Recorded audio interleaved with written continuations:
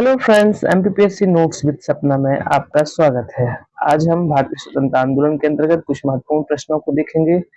जैसे कि पहला प्रश्न है, असहयोग आंदोलन के प्रमुख कारण क्या थे, इसके क्या परिणाम रहे। उत्तर लिखेंगे हम। सन 1920 में गांधी जी का ब्रिटिश सरकार की अनैतिक और अत्याचारपूर्ण नीतियों गांधी जी द्वारा ब्रिटिश सरकार की अनैतिक और अत्याचारपूर्ण नीतियों का सहयोग करना संभव नहीं था।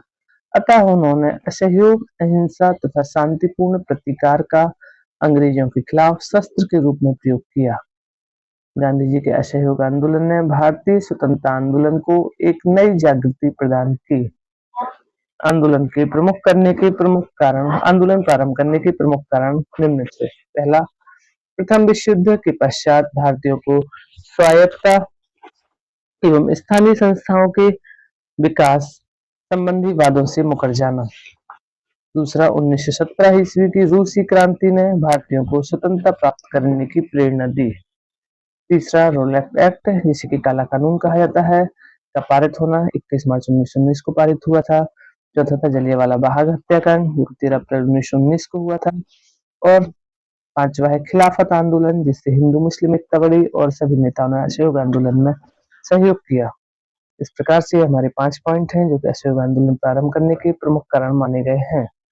इस आंदोलन के अंतर्गत 2 तरह से कार्यक्रम हुए, सकारात्मक और नकारात्मक। नकारात्मक कार्यक्रम में न्यायालयों का बहिष्कार हुआ और लोक न्यायालयों की स्थापना की गई। सरकारी विद्यालय महाविद्यालयों का बहिष्कार हुआ, राष्ट्रीय शिक्षा संस्थानों की स्थापना हुई, विधानसभा तथा प्रांतीय परिषदों के चुनावों का बहिष्कार हुआ, शराब और विदेशी वस्तुओं का बहिष्कार हुआ।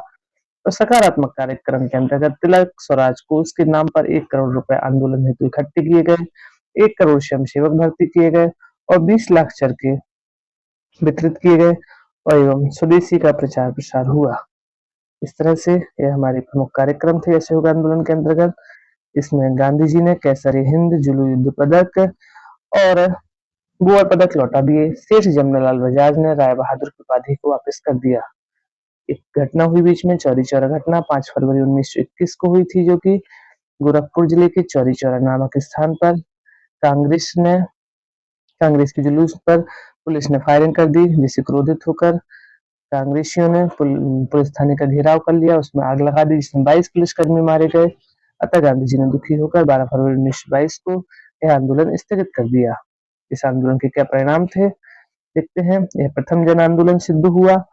इसमें सभी वर्गों ने इसमें भाग लिया। जनता निडर हो गई। सरकार की आलोचना एवं जेल जाना आम बात हो गई। सरकार की आलोचना से अब उन्हें डर नहीं लगता था। जेल जाने का भय भी समाप्त हुआ। भारतीयों में आत्मविश्वास जागृत हुआ। उनका ब्रिटिश प्रशासन तंत्र से विश्वास उठ गया। स्वदेशी आंदोलन, विशेष रूप से चरखे खादी ने आत्मनिर्भरता की भावना उत्पन्न की। राष्ट्रवाद की भावना बढ़ी। संवैधानिक उपायों की रूढ़िवादिता समाप्त हो गई और जनता संघर्ष के लिए तैयार हो गई।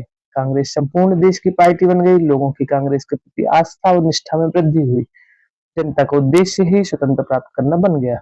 इस तरह से हमारे आंदोलन के परिणाम, चौरी चौरा की घटना, इस आंदोलन के कार्यक्रम और आंदोलन प्रारंभ करने के प्रमुख कारण के साथ हमारा उत्तर पूरा होता है।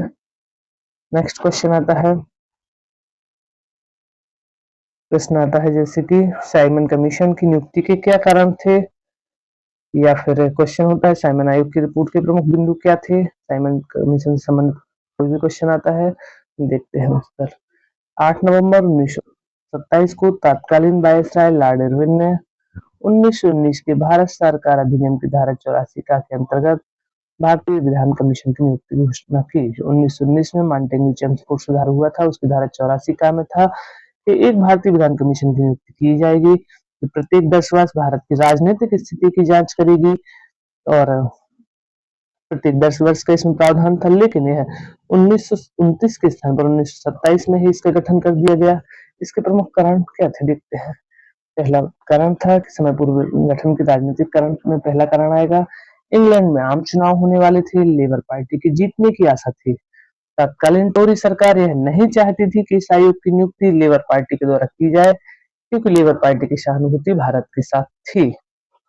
नेक्स्ट है, भारतीय 1919 के भारतीय सुधार अधिनियम से संतुष्ट नहीं थे और सुधारों की मांग कर रहे थे। नेक्स्ट है, सांप्रदायिक उपद्रवों का प्रारंभ हो चुका था। सरकार इस स्थिति से राजनीतिक लाभ उठाना चाहती थी।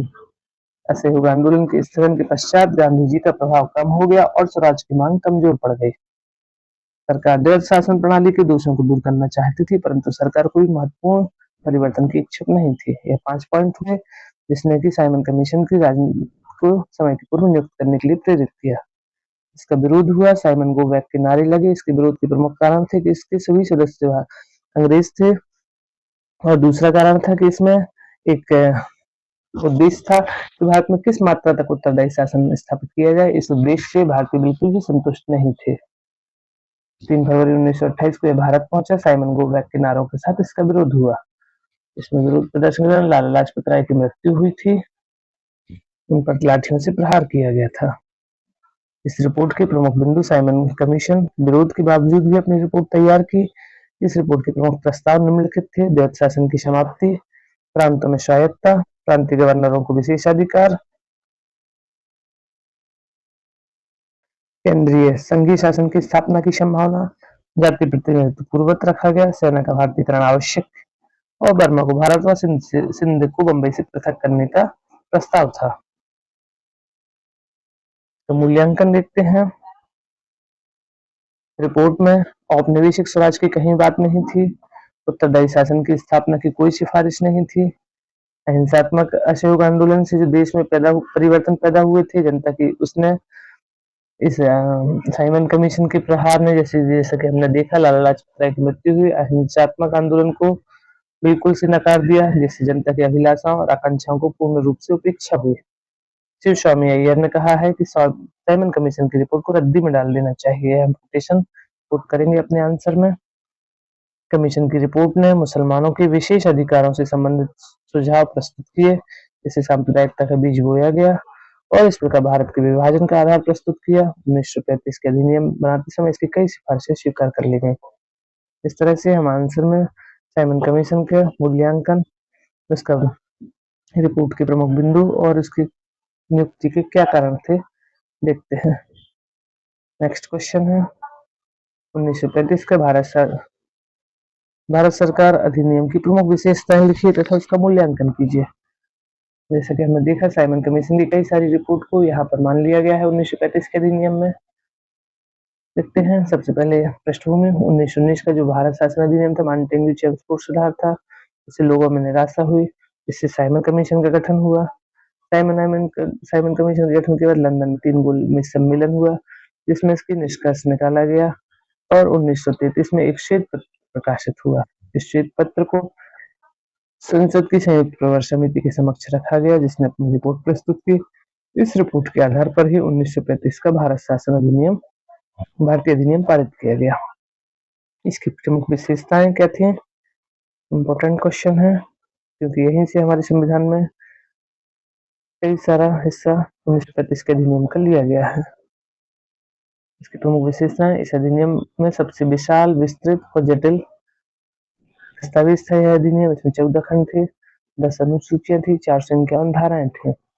इसके अंतर्गत अखिल भारतीय संघ की स्थापना की बात थी, केंद्र में द्वैध शासन पद्धति की स्थापना हुई, शक्तियों का विभाजन हुआ, 3 सूचियां रखी गई: संघ सूची, प्रांत सूची, समवर्ती सूची।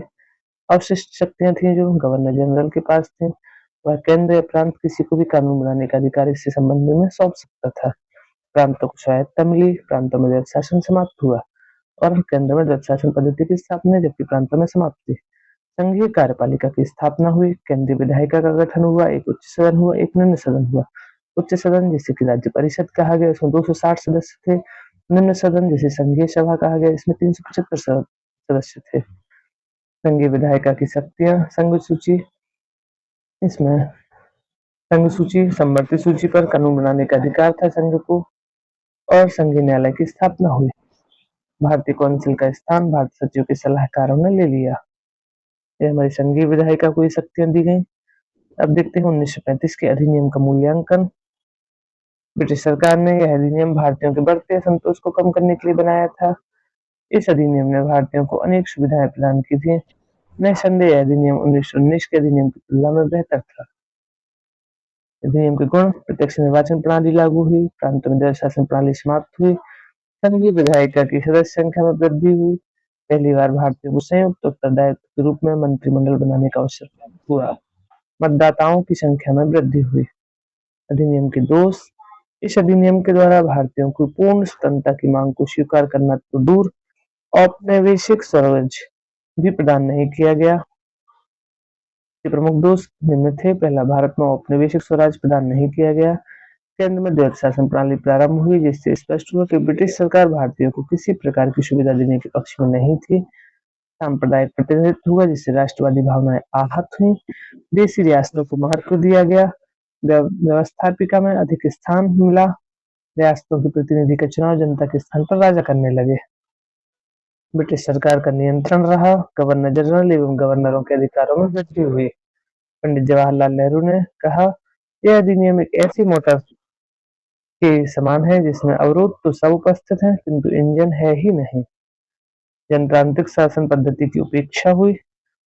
सीमित मताधिकार, मत देने की योग्यता का आधार संपत्ति था और निचले सदन में सदस्यों के चुनाव हेतु तो अप्रत्यक्ष चुनाव प्रणाली अपनाई गई, जबकि विश्व के प्रत्येक संघ में ये जनता द्वारा चुने जाते हैं।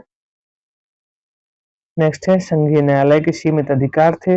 न्याय की सर्वोच्चता ब्रिटिश संस्था ब्रिटेन की संसद थी। संघीय न्यायालय थे वह न्याय की सर्वोच्च संस्था न होकर ब्रिटेन की संसद थी।